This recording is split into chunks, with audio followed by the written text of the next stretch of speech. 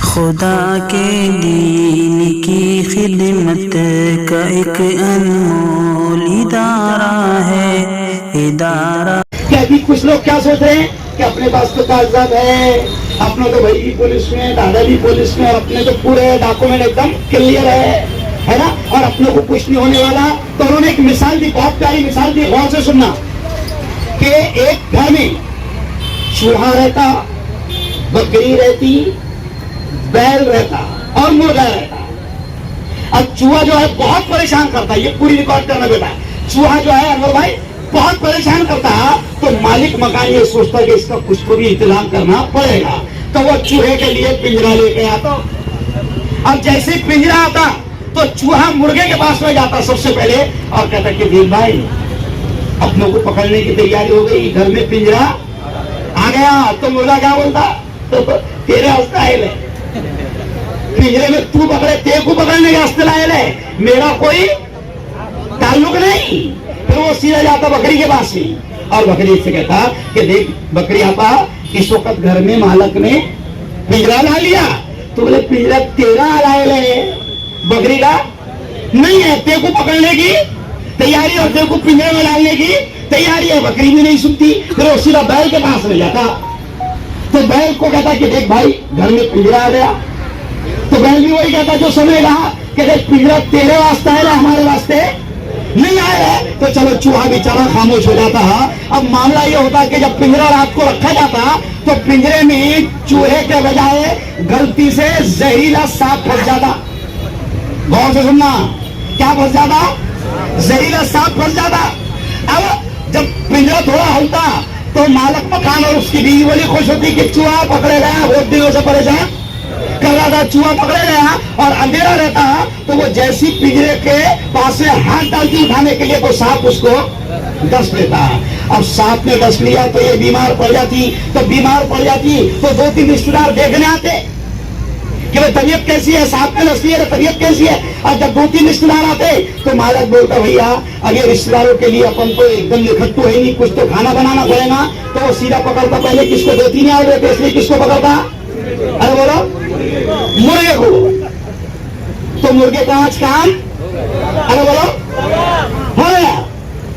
फिर वो मालक मकान, वो जो मालकिन है वो ज्यादा सीरियस हो जाती ही, तो फिर और 10-12 घर के खानदान के लोग देखने के लिए आते।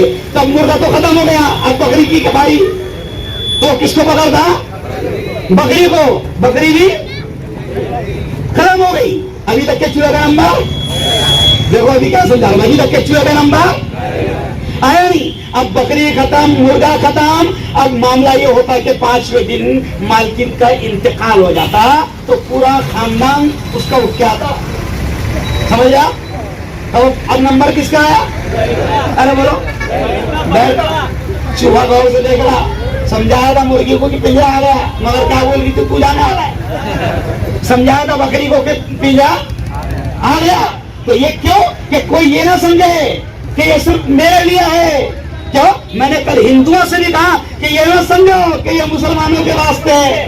नहीं, जब कागजात बनाने की बारी आएंगी और दिखाने की बारी आएंगी तो बेटा तेरे को भी दिखाना पड़ेगा दादा कहाँ पैदा हुए थे, समझ आप, तेरे को भी दिखाना पड़ेगा कि नाना कहाँ पैदा हुए थे। तो बारी सबके आने वाली है। इसलिए हम पूरे मुल्क में जाकर हिंदुओं को भी ये समझा रहे कि ये एनआरसी का कानून सिर्फ हमारे लिए बुरा नहीं है, बल्कि सबके लिए बुरा है, सबके लिए बुरा है। इसलिए सबको मिलकर इसका विरोध करना है। इसलिए नारा लगाना मुर्दाबाद का, एनआरसी मुर्दाबाद, एनआरसी मुर्दाबाद, एनआरसी मुर्दाबाद, एनपीआर मुर्दाबाद, एनपीआर मुर्दाबाद, एनपीआर मुर्दाबाद, सीएए मुर्दाबाद, सीएए मुर्दाबाद, सीएए मुर्दाबाद। अरे मोदी तेरी तानाशाही नहीं चलेगी, नहीं चलेगी। अरे मोदी तेरी तानाशाही नहीं चलेगी, नहीं चलेगी। अरे अमित तेरी गुंडागर्दी नहीं चलेगी, नहीं चलेगी। अरे तरीफा तेरी गुंडागर्दी नहीं चलेगी, नहीं चलेगी। अरे तरीफा तेरी गुंडागर्दी नहीं चलेगी, नहीं चलेगी। अरे दादा लड़े थे गोरों से,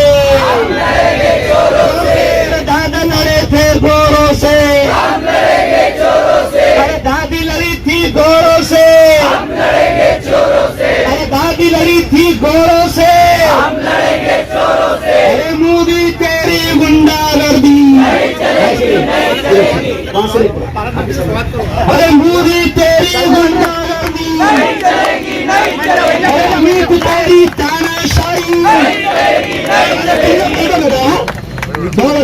जोरदार तालियों से दादा का स्वागत करो। आज हमारे सपोर्ट के लिए, समर्थन के लिए दादा आप आए हैं, आपका बहुत बहुत शुक्रिया। जोरदार आप तो बढ़ जाओ, अरे मुर्दाबाद के नारे लगाना। एनआरसी इदारा रहे बरे इंसानियत तो सबको प्यार